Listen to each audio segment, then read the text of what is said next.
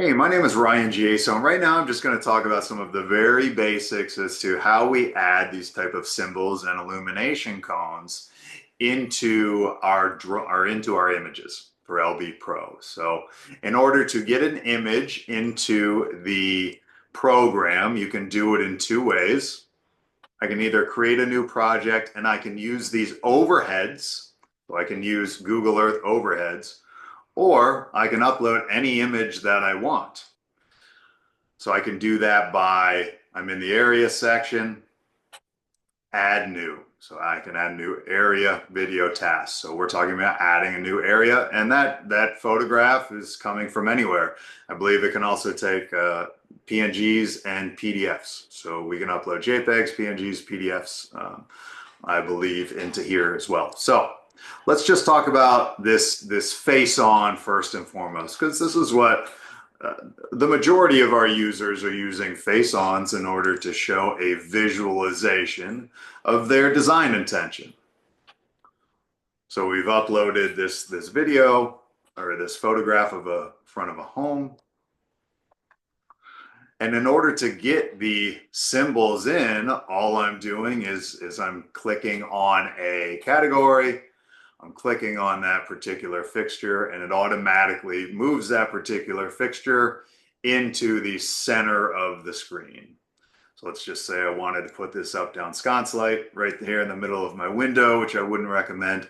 All I'm doing is dragging and dropping. It's very, very simple. Let's say I wanted to put this symbol for a Dower wind star right up here, shooting down.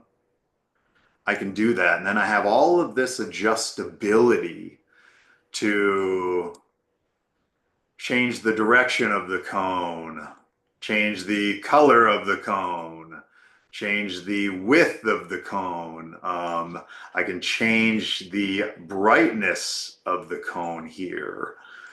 What else can I do? I can pull off that illumination cone completely. Notice I'm in night mode there. If I don't want to see the illumination cones, I simply uncheck night mode. And all of this stuff that you're seeing is fully customizable as far as the name of the products. In our back end, which is right here, company back end products, this is where I can add, edit, delete, change, add all of my own stuff so that my proposals are 100% customized to me. So we're going to talk more about the back end itself very soon, but I simply wanted to show everybody how easy it is to use the front end, which is the design aspect of it, whether you're doing a face-on image or whether you're doing a top-down image. I like to use both in combination.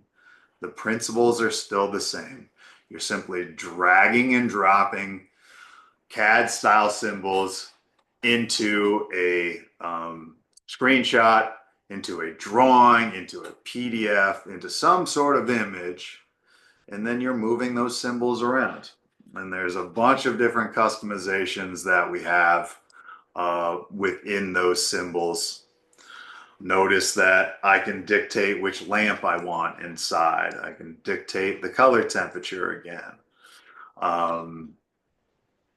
Then there's a bunch of other functionality up here, which we will discuss in future videos, but this just shows the simplicity of all of it. And we're killing two birds with one stone. That's the beauty of this program. As we are dragging and dropping these symbols into the image, it is creating a proposal.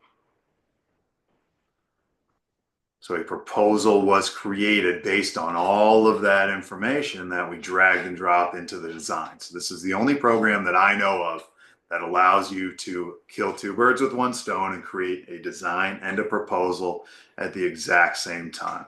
Again, a ton of functionality within it, and we'll continue to get more specific with these videos as we go on. Just wanted to show everybody a very general overview of how to use the design and where the back end is.